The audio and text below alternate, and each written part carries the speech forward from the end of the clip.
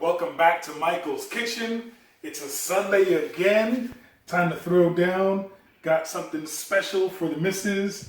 She loves lamb, so we got a rack of lamb. And then they're hard to come by at the typical Walmart, but we got Dominican longaniza. The first thing I'm gonna do is I'm gonna get this in the oven because it's gonna go for about 40 minutes at 225 degrees. So I got my longaniza, which is Dominican sausage. We're born and raised on that. And I'm gonna do different with beans because I do my rice Moro and LOCRIO, and I combine and mix them together. So now I'm gonna go ahead and chop up the longaniza in about, I don't know, inch increments. So I got my longaniza chopped up. I'm gonna put a tablespoon of oil in the bottom of my rice pot and get that all going off, and then I'll sear off the longaniza in that pot to give it some color.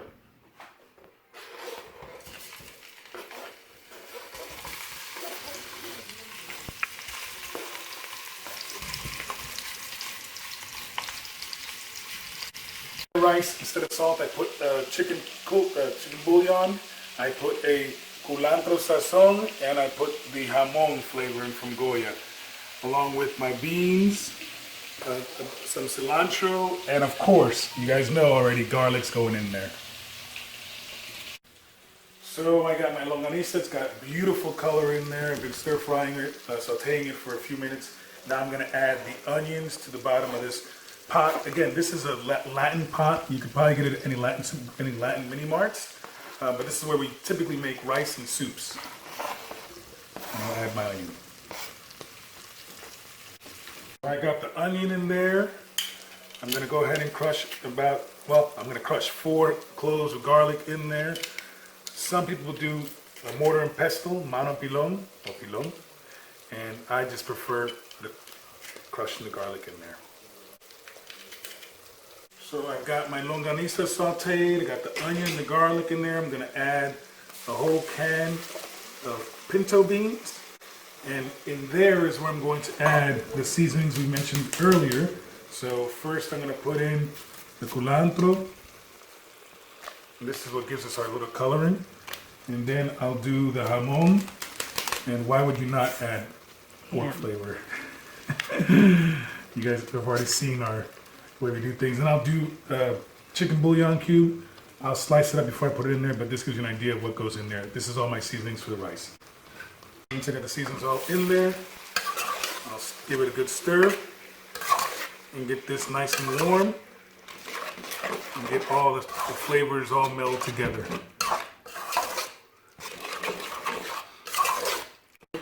So I got my cilantro ready. I'm gonna do just a rough chop of the cilantro. And I do that on purpose because some people don't want to chew on cilantro. I don't mind it, but this way you can pick out the cilantro if you don't want it. And give that a stir.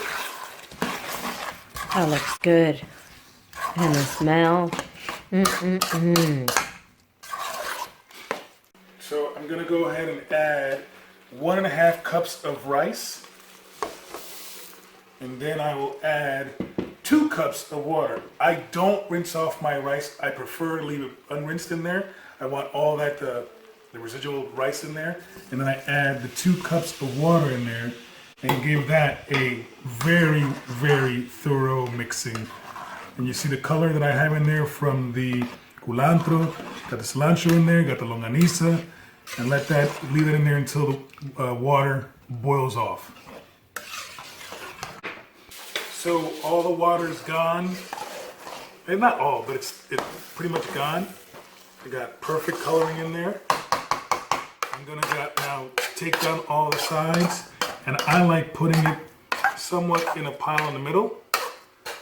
And then I'll take some aluminum foil and we'll cover up the rice and seal the edges.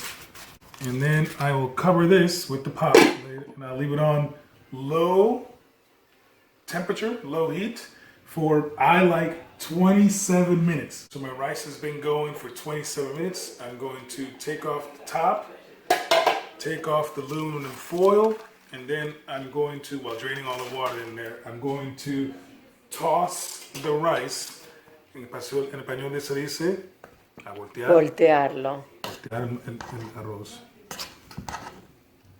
And this is where I'm going to take a sample of it to see if it's still got some more time to go, but it feels and looks perfect. I will say that on the bottom, my daughter calls it burnt rice. We call it con con. And that con con came out like money. So looking good right now. I'll probably let it go for a few more minutes while I get the next portion of the meal going, but it's dishes are done, dude.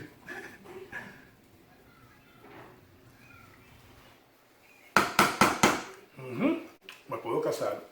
Ya te puedes casar. Oh, eso lo sabemos de hace rato que te puedes casar porque tú siempre estás cocinando. So the rack line's been in there for 45 minutes at 225 degrees. This lamb has been soaking or brining inside of white wine, rosemary, a bunch of garlic, mustard, and Montreal chicken for about 24 hours. I got the rack lamb out of the oven and I'm going to put it on here just for some color. It's been cooked, it's cooked perfectly medium. And I'm going to do a minute per side. I'm going to do the bottom cap for color for 1 minute. I'll leave it here for 1 minute and then I'll come back and flip. After 1 minute, I'm going to go ahead and do the back side now for 1 minute again.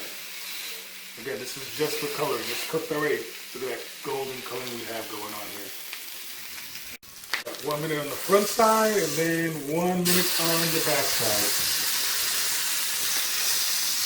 And then I'll be sure to do the ends. Again, coloring.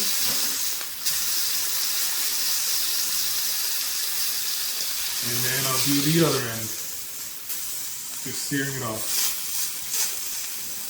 You can smell the rosemary. I can. They can't. And then I'll go ahead and take it out of here and put it on my plate to rest. I don't have to rest, it's already rested. I'll be able to slice here in a few minutes.